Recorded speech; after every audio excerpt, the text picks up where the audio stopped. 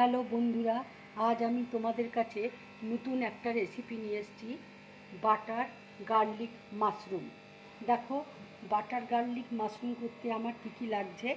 এখানে আমি মাশরুম দেখো কেটে নিয়েছি, এখানে মাখন রয়েছে, এখানে চিলি ফ্লেক্স আছে, এখানে অরিগেনো আছে, এখানে ব্ল্যাক পেপার আছে, এখানে দেখো রসুন আমি কুচি করে নিয়েছি, পেঁয়াজ কুচিয়ে নিয়েছি, হলুদ আছে, কাঁচা লঙ্কা কুচি আছে, আর নুন আছে। গ্যাস দেখো আমি জ্বালিয়ে নিয়েছি। এবার মাখন আমি কড়াইয়ে দিয়ে দিচ্ছি।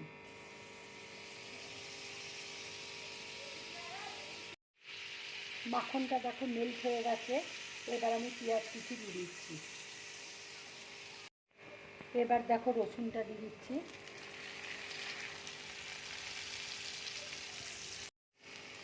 গার্লিক বাটার মাশরুম করতে গেলে রসুনের পরিমাণটা একটু বেশি দিতে হবে। দেখো এবার মাশরুমটা আমি দিয়ে দিচ্ছি।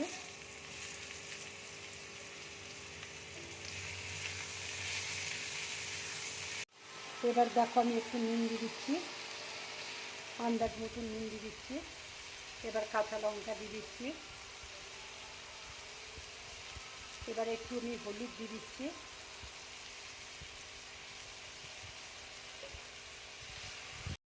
এবার দেখো ব্ল্যাক পেপার দিচ্ছি,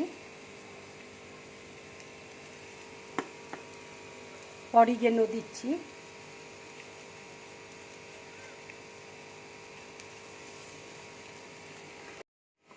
এবার দেখো অরিগেনো দিয়ে দিচ্ছি, চিলি ফ্লেক্স দিয়ে দিচ্ছি,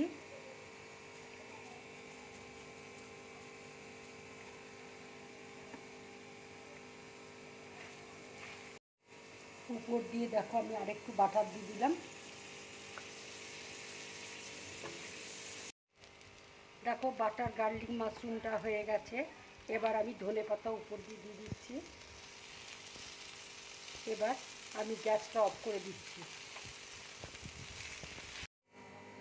বন্ধুরা, তোমরা এইভাবে গার্লিক বাটার মাশরুম বানিয়ে খাবে, গরম ভাতের সাথে খাবে, ভীষণ ভালো লাগবে, কিংবা রুটির সাথে খাবে, তাও খুব ভালো লাগবে।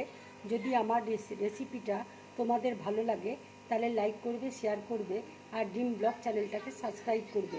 নমস্কার।